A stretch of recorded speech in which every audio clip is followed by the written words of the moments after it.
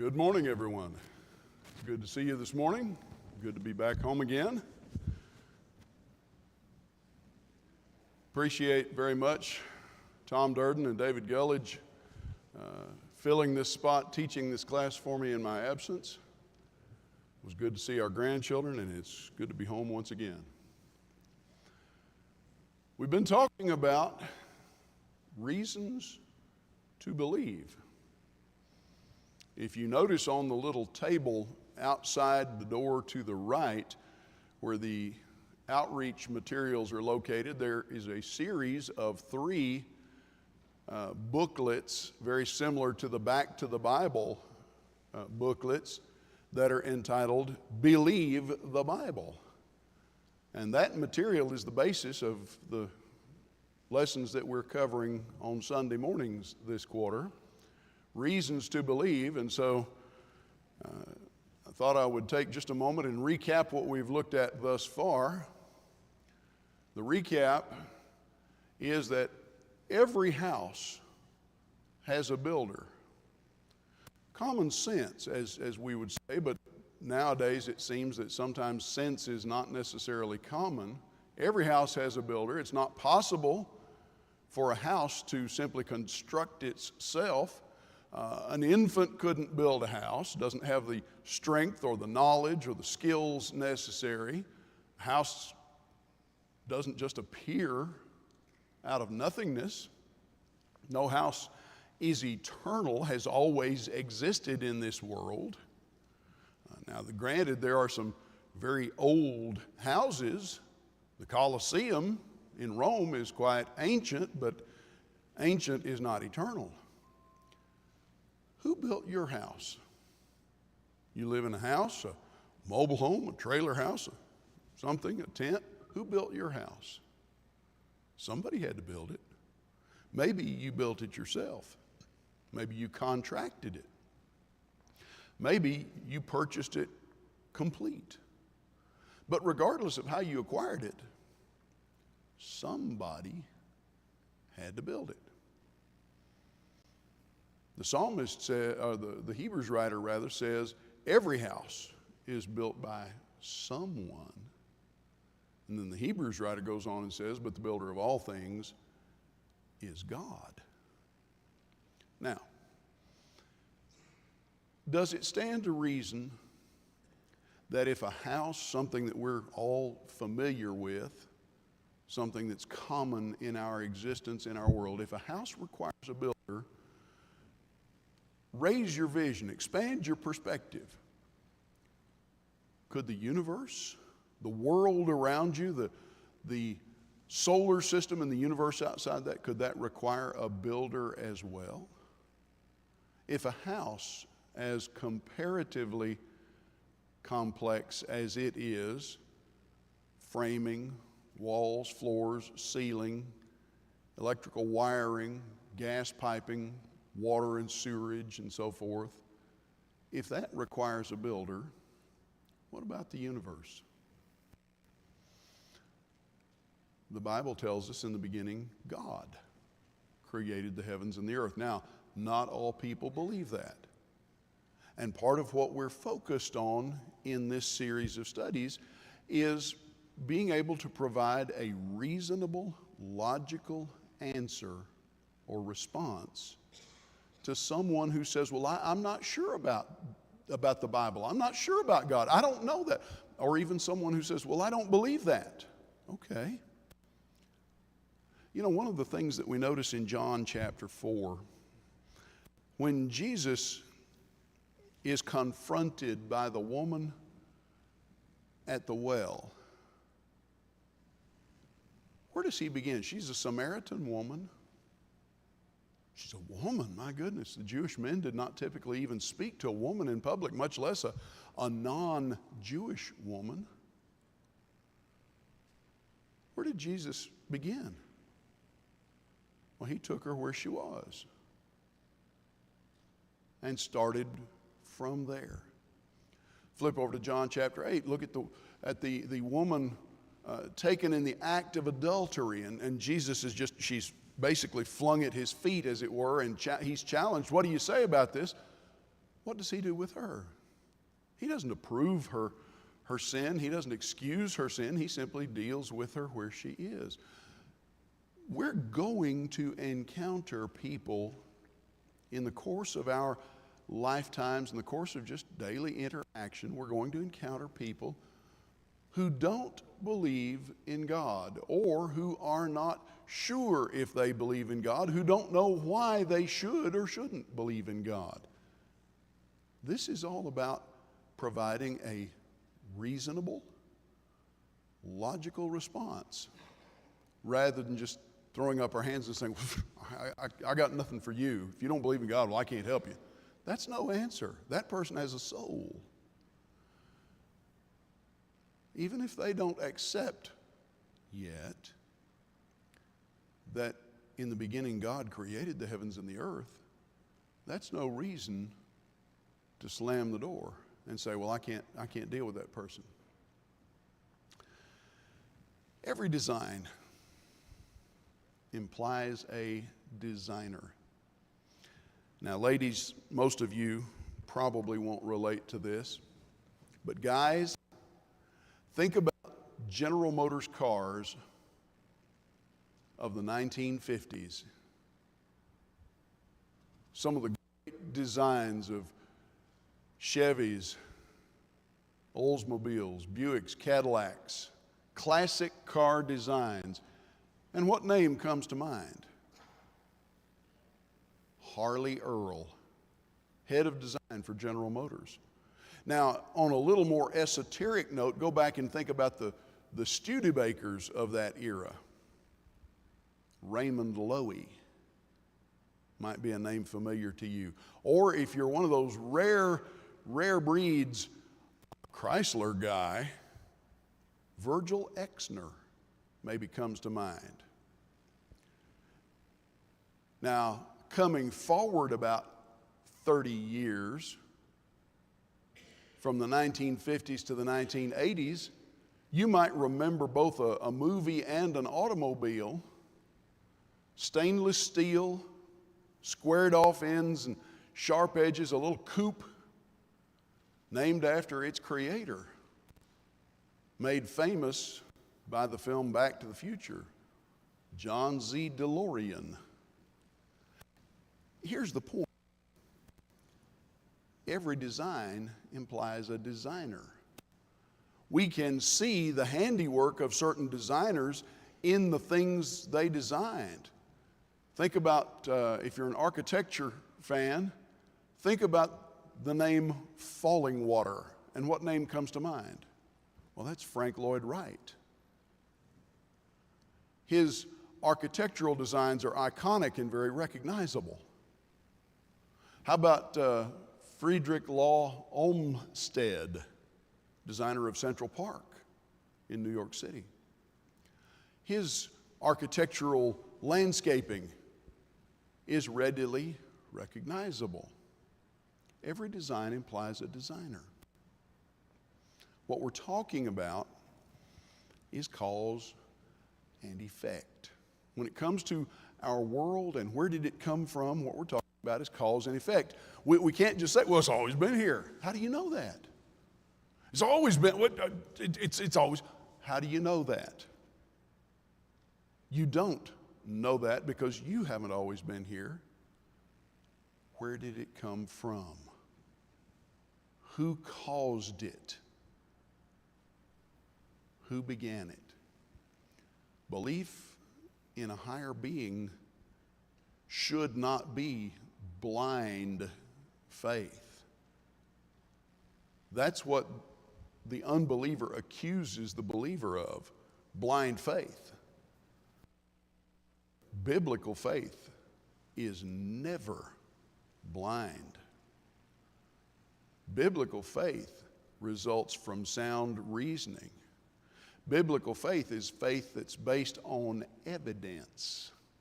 So when we talk about belief in a higher being, we should be talking about belief that's based on evidence. Now, I'll eventually quit coming back to this because I think you see the point. A study like this, a study of really evidences in a sense, requires three things. It requires an open mind. Some folks are not willing to entertain the idea of a creator. But most folks who don't know simply say, well, I don't know, I'm not sure. It requires an open mind. It requires a willingness to reason. Some folks are not willing to reason. Some folks are only willing to reason to a certain point. And when they see this is going to take me somewhere I don't want to go, then their reasoning stops. They refuse to go any farther. So a study of the idea of God requires an open mind, and it requires an ability and a willingness to reason, and based on that reasoning, draw simple, logical conclusions. Now, let's talk about getting the slide to advance. Steve, I don't know why our slides are not. There we go. Next question in this series of questions. Where does morality come from? Let's preface that with a more fundamental question. What is morality? How? I beg your pardon? Living up to a standard. Okay, that's a generic definition of morality. Living up to a standard. What would a more particular, a more specific definition of morality be? A decision about right and wrong. Or, let's back up from that just a hair and say a concept of right and wrong. The idea that right and wrong exist. Are there any people in the world who don't believe in right and wrong? Yeah, to a degree. The person who lives basically an amoral life, a life without a concept of right and wrong, is not truly immoral. They're simply amoral as regards their own behavior. They're offended by someone who violates their choices, their preferences, their wants. Where does morality come from? Now, as Christians, that's a pretty simple question for us. But this is a question that thinkers and philosophers in the world have debated literally for thousands of years.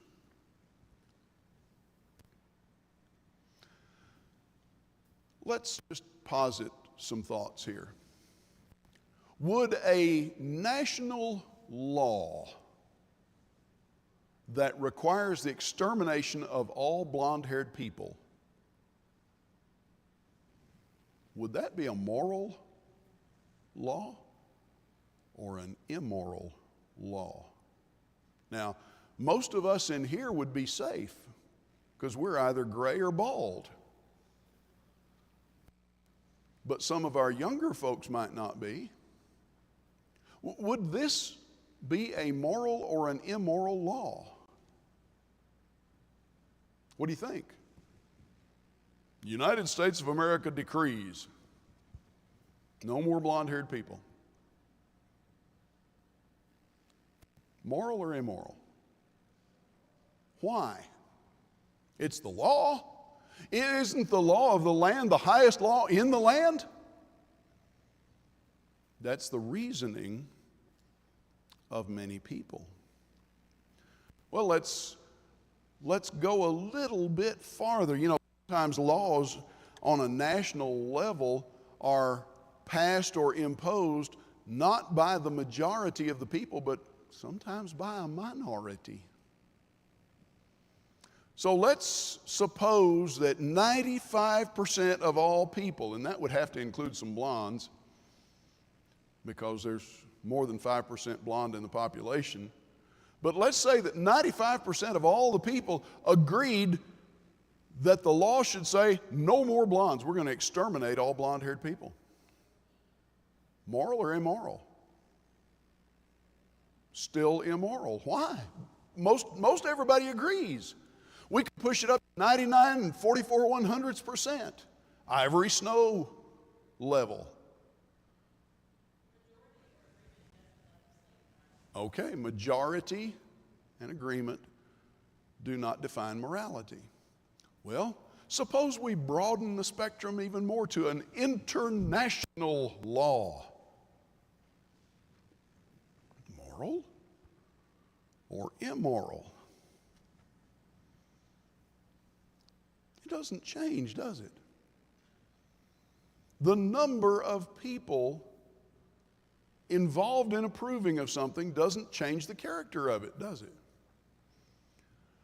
Is there a law? Is there any law that would protect all blonde-haired people from laws like this?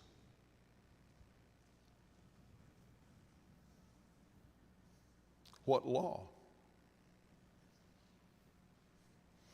We've got a national law, we've got a majority rule law, we've got an international law that says no more blonde-haired people, wipe them out. It must be okay. Most everybody agrees. No.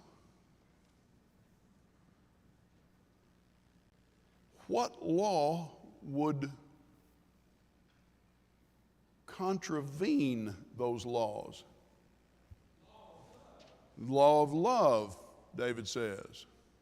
What else? Freedom of choice. Well, that might not really enter into that, because the other side says, well, we're free to exterminate blondes. The concept that all are created equal. Okay. Now we're getting back through Lincoln to Jesus, aren't we?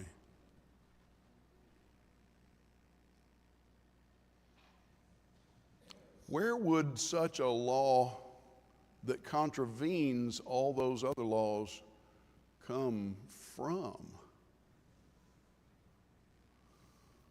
What would be the source or the origin of something that could contravene national or majority rule or even international law?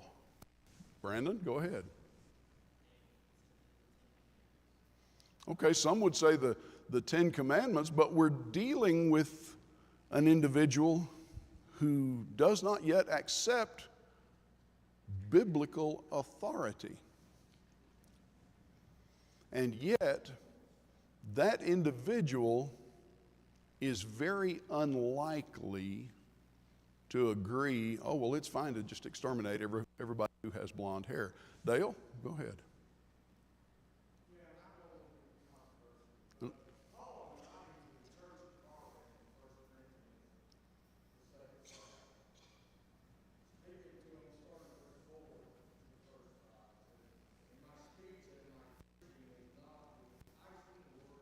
Yep. Yep. Yep. Okay. There you go.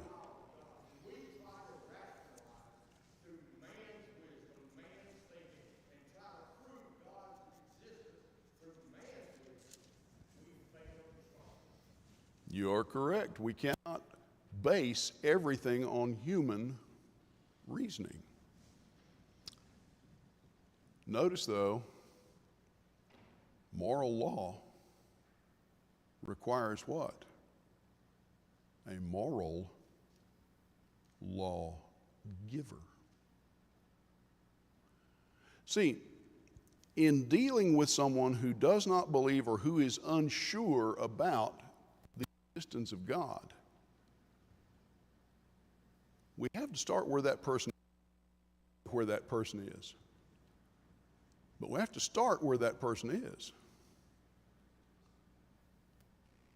The existence of a moral law, a standard of right and wrong, requires a moral law giver. So, would this be moral or immoral? Go back 80 years. Our own history. Nazi-era laws to exterminate all Jews.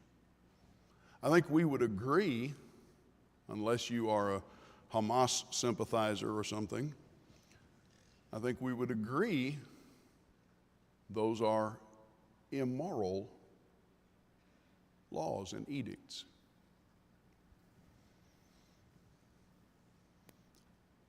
Where does moral law come from?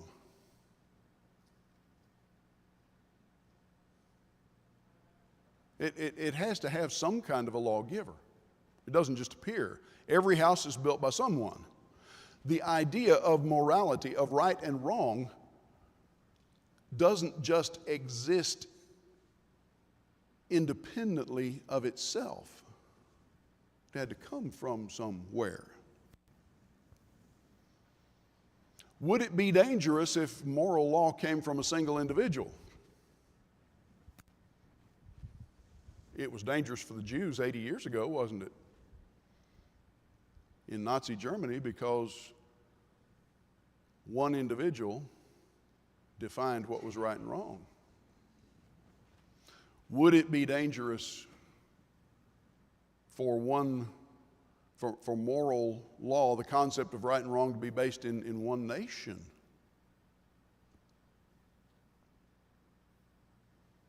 You know, there are approximately 200 nations in the world today. Laws differ from nation to nation. I noticed that one of our neighbors in South America just recently passed a national law that many in North American nations would find highly offensive. And yet, it's a law that actually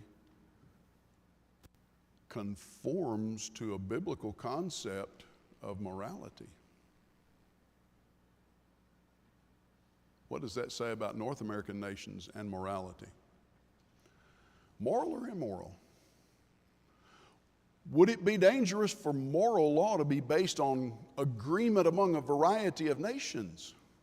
We've got a bunch of goofy nations in the world right now, don't we? Do we really want them to be the standard of right and wrong? This is what we're talking about, right and wrong. In the second half of the 1940s, beginning in 1946,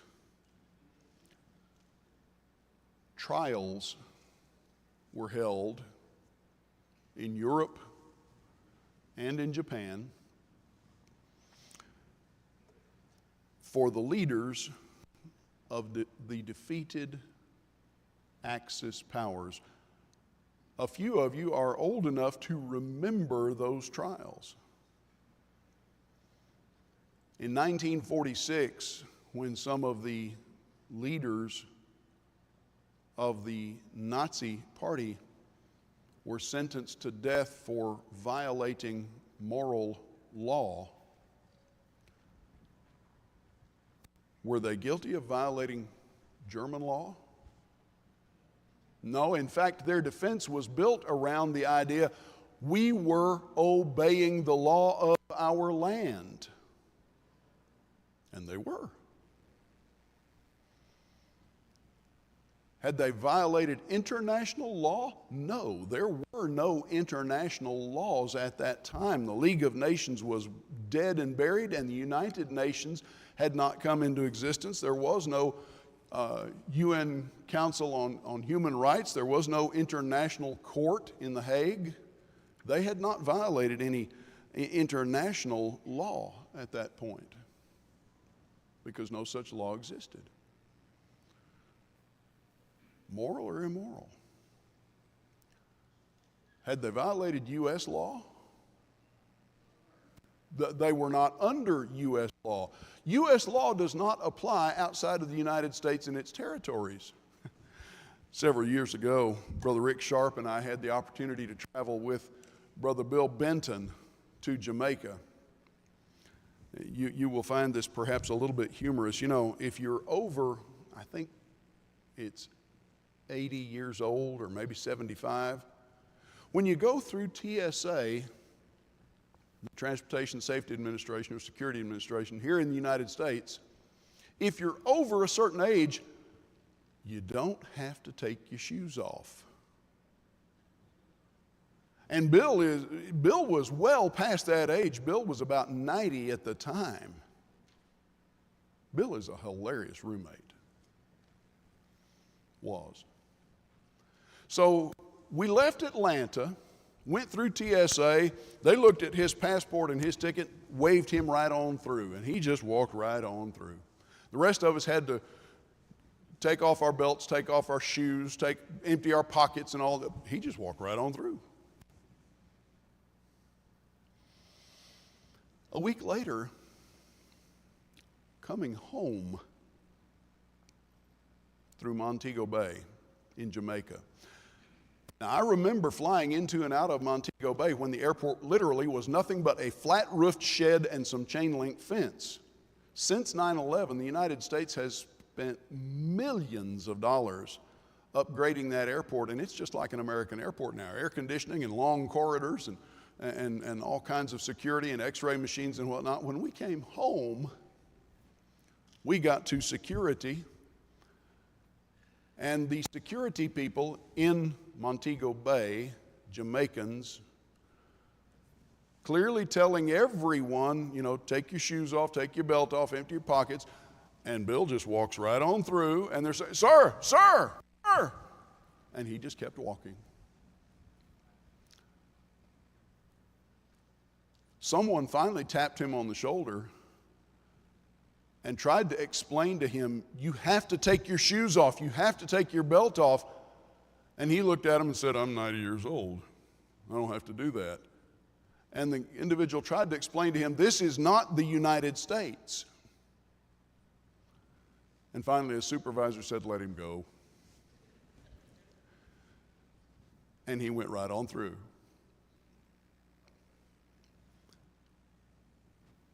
U.S. law does not apply outside the United States. There is no First Amendment. There is no Second Amendment outside the United States.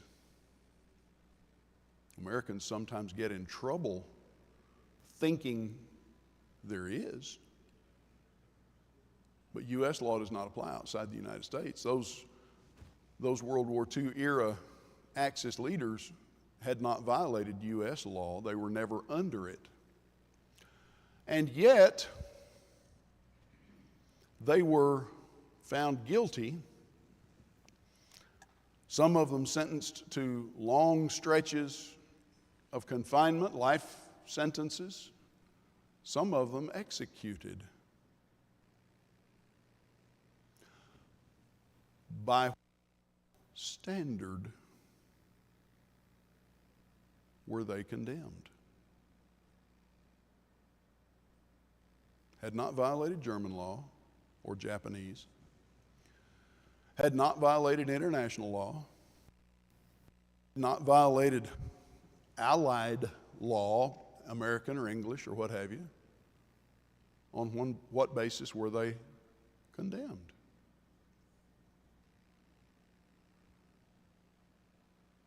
Sir Hartley Shawcross, who was the chief UK prosecutor, made this statement: ultimately, the rights of men, made as all men are in the image of God, are fundamental.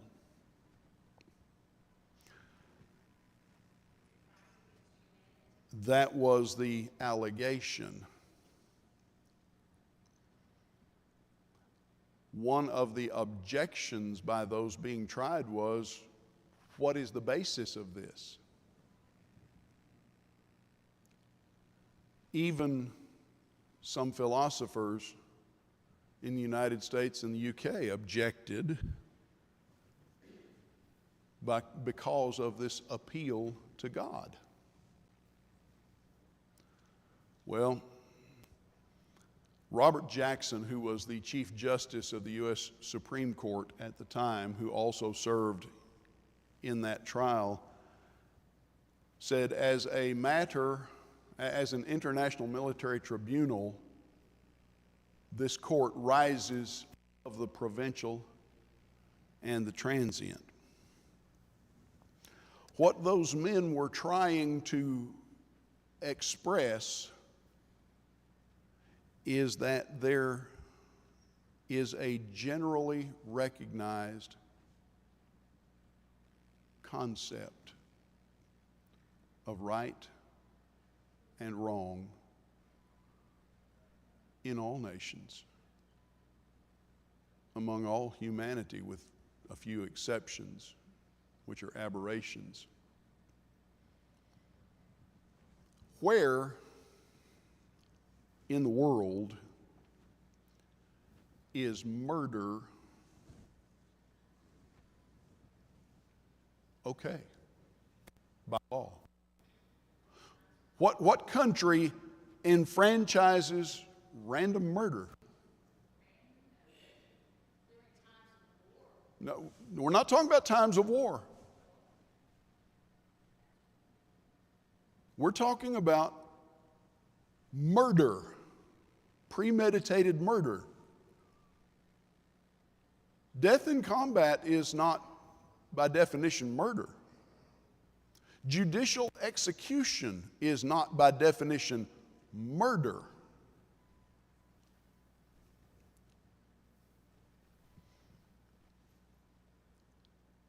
Remember, we're trying to approach someone who does not accept the authority of the Scripture, the existence of God even. We have to start where that person is. We don't have to stay where that person is, and we don't have to agree with that person. But here's the gist of it. If there's no God, how do you explain right and wrong?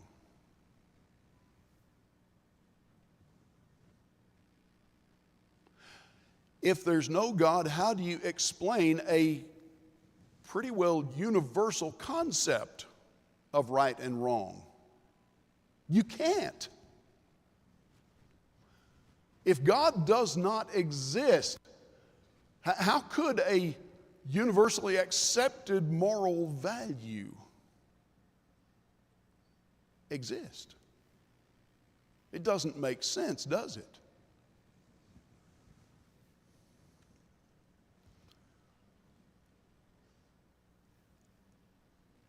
Do you believe objective moral values exist?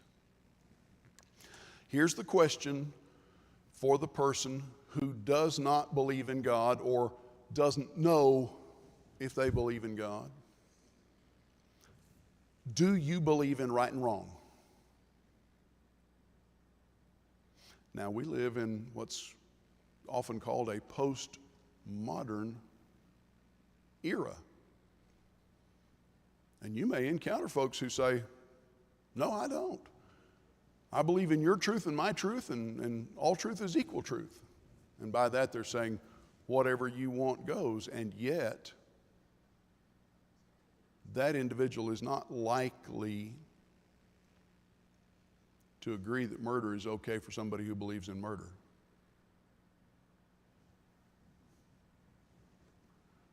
Do you believe objective moral values, right and wrong, exist?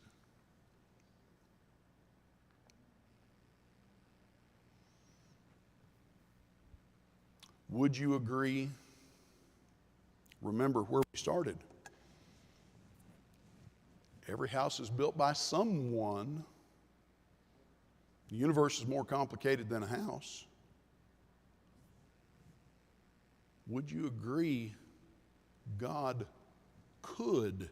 We're not asking for a commitment that you believe that God exists when we're talking to this individual. But would you agree that God could exist? The concept of God. Let me pause here for a second and make an observation.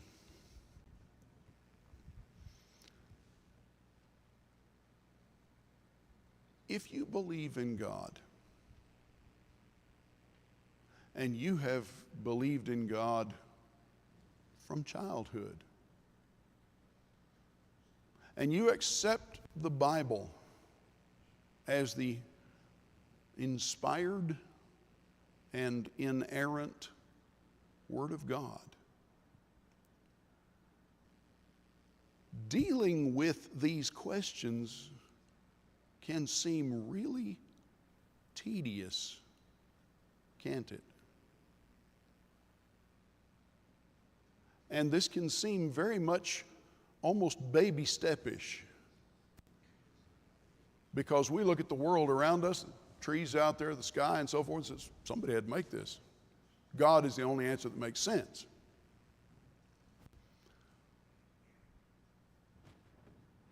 But not everybody is at this point.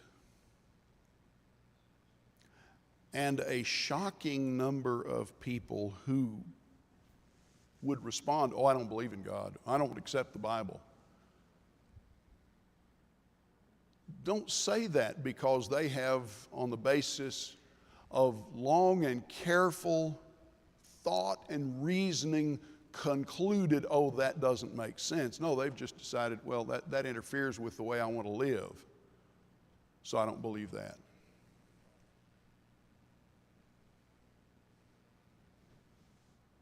Is there anybody here that believes something different from what your parents believed? That's me. That's Hugh. That's several of us. Do you believe differently just because you want to be different from your folks? No. Why do you believe differently?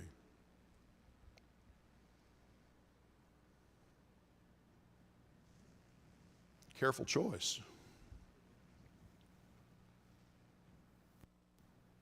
Rational thought. Evidence. That's my case. Could God exist? Well, does evil exist? Anybody here that does not believe in the existence of evil?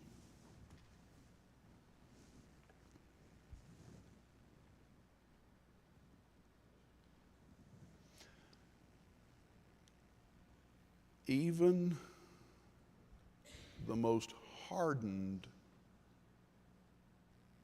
committed, intellectual atheist cannot deny the existence of evil. In fact,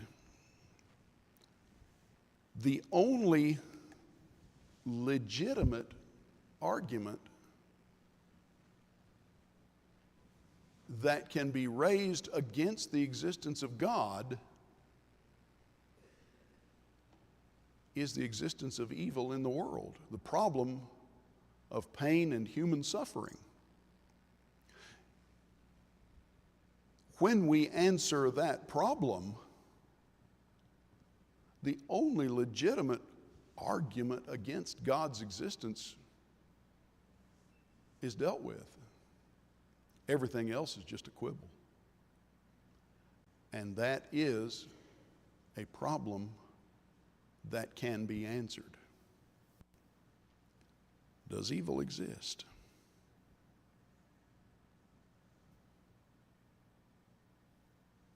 Somebody give me an example of evil. What is something evil?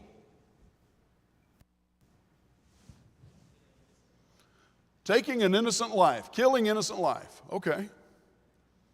Anybody want to object to that? Say that's not evil? That's not wrong?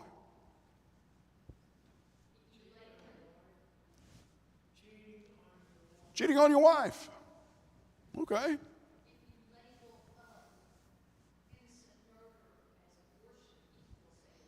Well, yes, we can introduce abortion into that equation, and folks will defend that, some of them with their dying breath, it seems.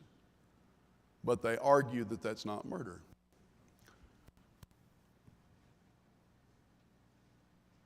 By what standard? By what standard do you define evil? Now, as Christians, we say, okay, God's Word, the law of God. At no time in human history has murder been commonly accepted as permissible by any culture.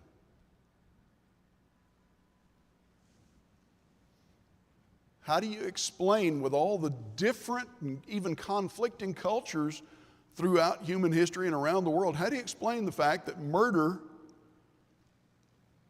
is frowned upon? There's got to be a standard. Does the existence of good in the world require the existence of evil?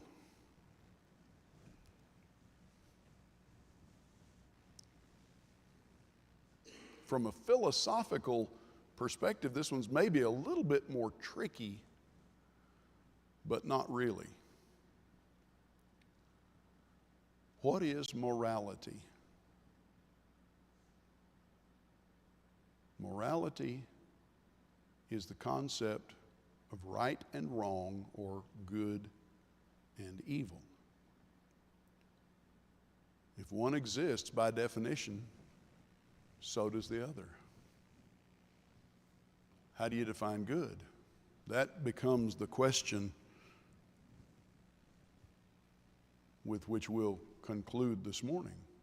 And the answer, according to Jesus, in Mark chapter 10 and verse 18, no one is good but one. That is, God. For the unbeliever, and that's where our focus is, for the unbeliever, we have to take these, call them baby steps in reasoning, so that they come to the reasoned conclusion that belief in God is reasonable. Most folks who say they don't believe in God haven't reasoned their way to that conclusion. They've just made a choice, an uninformed choice.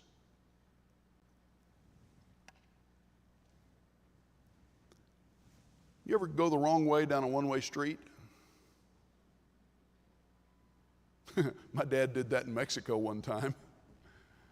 He was a little bit flustered when he realized he was going the wrong way down a one-way street in Nuevo Laredo. And he got off of that one-way street as quickly as he could. Anybody ever park in a no parking zone accidentally, unintentionally? Anybody ever do it on purpose?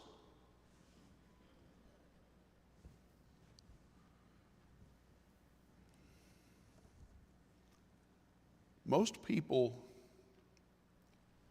who say they don't believe in God have not reasoned their way to that conclusion. They've simply made a choice. Have you ever made a wrong choice? What do you do when you discover you've made a wrong choice?